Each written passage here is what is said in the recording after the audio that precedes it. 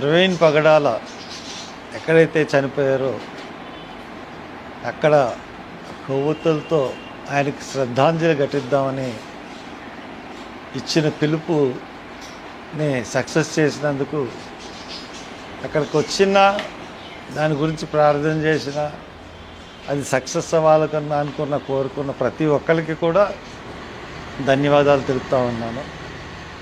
ఎందువల్లంటే అది హత్య అని నమ్మి అక్కడికి వచ్చారు.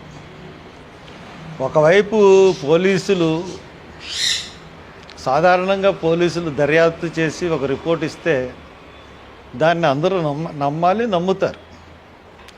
కానీ ప్రవీణ్ పగడాల గారి విషయంలో మొదటి నుంచి కూడా ఆ హత్యని యాక్సిడెంట్గానే చూపెడుతూ అందరినీ తప్పుదోవ పట్టించాలని ఆయన మందు కొన్నాడని క్యారెక్టర్ అసాసినేషన్ చేస్తూ అన్ని రకాలుగా కూడా పోస్ట్ మార్టం రిపోర్ట్ కూడా ఇవ్వకుండా 15 రోజులు దాటితే ఈ సీసీటీవీ ఫుటేజ్ ఉండదు, విసారాలో ఏమీ దొరకదు. ఇవన్నీ దృష్ట్యా ఈ రోజుకి పోస్ట్ మార్టం రిపోర్టు రిలీజ్ చేయలేదు పోలీస్ డిపార్ట్మెంట్.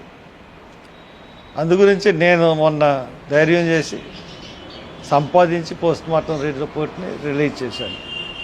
పోస్ట్ మార్టం చూసిన తర్వాత ఇంకా క్లారిటీగా అర్థమైంది, ఖచ్చితంగా చంపేశారు.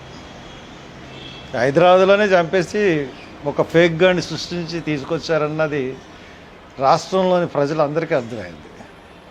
నిన్న కొవ్వొత్తులు రాలి 4 గంటల నుంచి 6:30 కంటే పొద్దున్నే మాకు పర్మిషన్ ఇచ్చినట్టు పర్మిషన్కి అక్కడికి వెళ్తే ఫస్ట్ ఓకే అని తర్వాత తీసేసి నాతో ఛాలెంజ్ చేసింది పోలీస్ డిపార్ట్మెంట్, ఒక డిఎస్పి. ఇక్కడికి ఏగని కూడా రానివ్వండి, ఎలా రానివ్వరో చూస్తానని కూడా నేను చెప్పాను. అంటే ఒక హర్ష కుమార్ని బలవంతంగా అరెస్ట్ చేసి తీసుకెళ్ళిపోతే తక్కిన వాళ్ళందరూ భయపడిపోతారనుకున్నారా మీరు? నిన్న మేము సాధించిన విజయం చిన్న విజయం కాదు. ఒక ప్రభుత్వం అంతా ఒకటైంది, పోలీస్ డిపార్ట్మెంట్ అన్నా ఒకటైంది. ఎట్టి పరిస్థితుల్లో ప్రవీణ్ పగడాల చనిపోయిన చోటుకి ఎవరిని రానివ్వమని ఛాలెంజ్ చేసిన పోలీస్ డిపార్ట్మెంట్ సిగ్గుతో తలదించుకుంది. నాతో పోరాటం చేసి 70 మంది పోలీసులు నా కారులోంచి దించడానికి 15 నిమిషాలు పట్టింది వాళ్ళకి. నన్ను తీసుకెళ్ళి ఎక్కడెక్కడికో తిప్పారు, 5 గంటలు తోటల్లో తీసుకెళ్ళిపోయారు, ఎక్కడెక్కడికో తీసుకెళ్ళిపోయారు. I don't mind. అంటే నన్ను తీసుకెళ్ళిపోతే ఇక్కడ వీళ్ళకి దిశానిర్దేశం చేసేవాడు ఉండడు, కాబట్టి మనం అనుకున్నది సాధించేద్దామని అనుకున్నారండి. కానీ నిన్న శ్రీరాజ్ సుందర్ ఇంకా పాస్టర్లు ఆ వీడియోలు చూస్తూ ఉంటుంటే నాకు నిన్న పోలీసులు చెరలో ఉన్నాను కానీ అక్కడ ఏం జరుగుతుందో ఏంటో నాకు ఏమీ తెలీదు. తర్వాత నేను ఎక్కడో తోటల్లో ఉంటే మా అబ్బాయి పట్టుకుని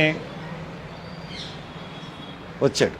అక్కడికి వచ్చేసేటప్పటికి పోలీసులకు అర్థం అవ్వలేదు ఆడ ఎలాగొచ్చాడు.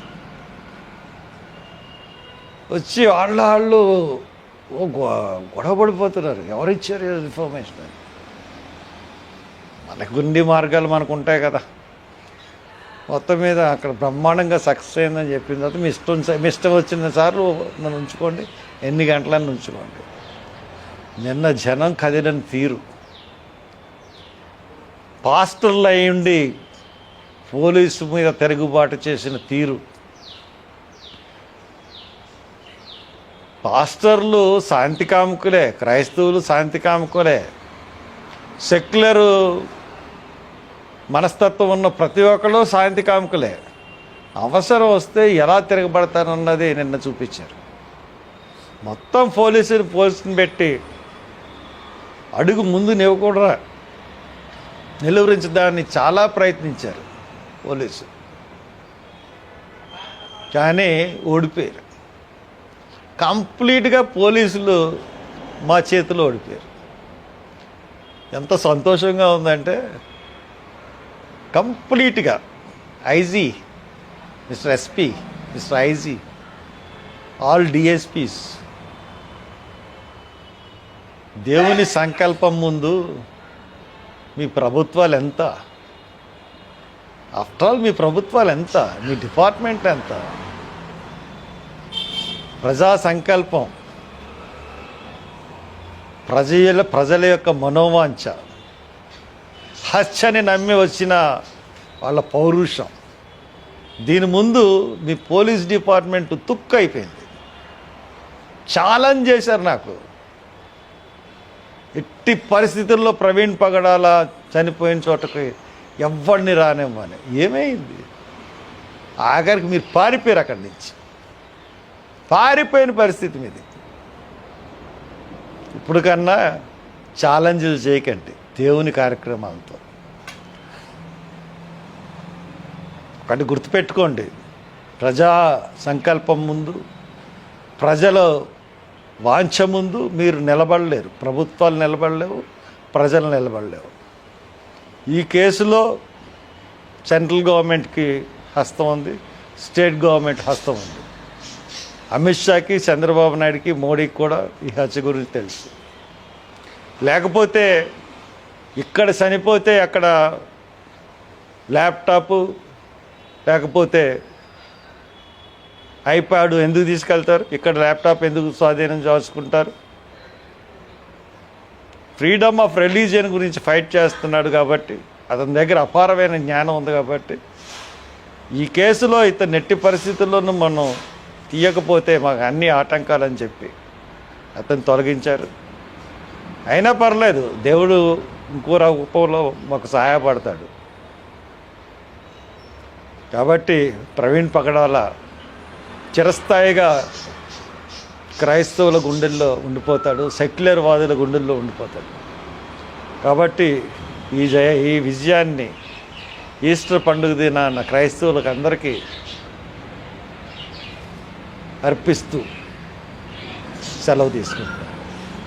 చనిపోయిన తర్వాత ఇక్కడికి అందరినీ, ఆయన మర్డర్ని ఖండిస్తూ ఉన్న ప్రతి ఒక్కరిని కూడా, సెక్యులర్ భావాలు కలిగి ఉన్న ప్రతి ఒక్కరిని కూడా ఇక్కడికి వచ్చి ఆయన మర్డర్ని ఖండిస్తూ క్యాండిల్ వెలిగించి నివాళులు అర్పించమని హర్ష్ కుమార్ గారు పిలుపునిచ్చారు. పిలుపునిచ్చిన తర్వాత రాష్ట్ర వ్యాప్తంగా ఈ రోజున హైదరాబాద్ నుంచి వచ్చారు, గుంటూరు నుంచి వచ్చారు, కాకినాడ నుంచి వచ్చారు, శ్రీకాకుళం నుంచి వచ్చారు, విజయనగరం నుంచి వచ్చారు. రాష్ట్ర వ్యాప్తంగా వేలాది మంది తరలి ఈ రోజు ప్రవీణ్ గారిని మర్డర్ని ఖండిస్తూ ఇక్కడ క్యాండిల్ వెలిగించడానికి వచ్చారు. పొద్దు నుంచి కూడా ప్రభుత్వం పోలీసుల్ని వాడుకుని కవ్వించే ప్రయత్నం చేస్తుంది. ఎందుకంటే ఫ్లెక్స్లు కట్టాం, తీయించేశారు, వాళ్ళు పట్టుకుపోయారు, మా కారును సీజ్ చేశారు పొద్దు నుంచి. కాబట్టి కవ్వింపు చర్యలు, ఎలాగన్నా కవ్విస్తే మేమేదో చేస్తే ఇమీడియట్ గా అరెస్ట్ చేద్దాం. ఆఖరికి 4 గంటలకు 1 గంట ముందు ప్రశాంతంగా కూర్చున్న హర్ష్ కుమార్ గారిని వచ్చి మా ఎవరికి తెలియకుండా తీసుకెళ్లిపోయి ప్రతి 10 నిమిషాలకి, ప్రతి పావు గంటకి ఓ పోలీస్ స్టేషన్కి. ఎందుకింత ఓవర్ యాక్షన్? అనవసరం కదా. మేమేమంటామంటే శాంతియుతంగా అక్కడ ఒక క్యాండిల్ వెలిగిస్తాం, పోలీసుల్ని నిష్పక్షపాతంగా ఆ ఇన్వెస్టిగేషన్ చేయమని కోరుతాం. అది చేయట్లే. మీరు మీ పని చేస్తే ఈ గొడవ లేదు కదా. మళ్ళా దానికి తోడు ప్రవీణ్ గారి క్యారెక్టర్ అసాసినేషన్. వాళ్ళ గవర్నమెంట్ ఈ హత్య వల్ల బ్యాడ్ అయిందని చెప్పి ప్రవీణ్ గారిని ఒక తాగుబోతు కింద, ఆయన క్యారెక్టర్ని అసాసిన్ చేసి ఆయన ఒక తాగుబోతు కింద చిత్రీకరించే ప్రయత్నం చేస్తారు. చాలా తప్పు. కూటమి ప్రభుత్వానికి చెప్తున్నాను, మీకు ఒక పులి చచ్చిపోతే పవన్ కళ్యాణ్ గారు స్పందిస్తున్నారు.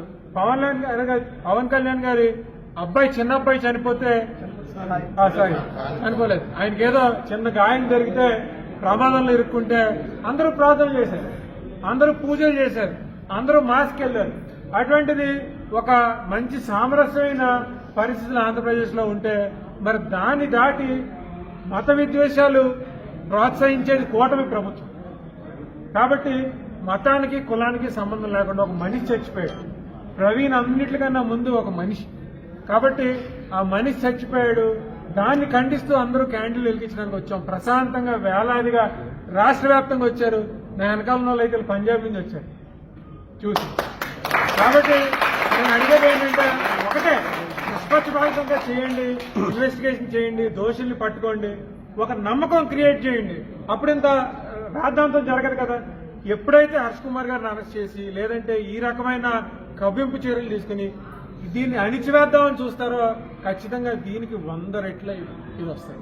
కాబట్టి ప్రభుత్వాలు దృష్టిలో పెట్టుకోండి, ఎంత అణిచివేస్తే అంత ఉవ్వెప్పిన వస్తుంది. కాబట్టి దృష్టిలో పెట్టుకుని కొంచెం జాగ్రత్తగా ఇన్వెస్టిగేట్ చేసి దోషులు శిక్షించమని కోరుతాం.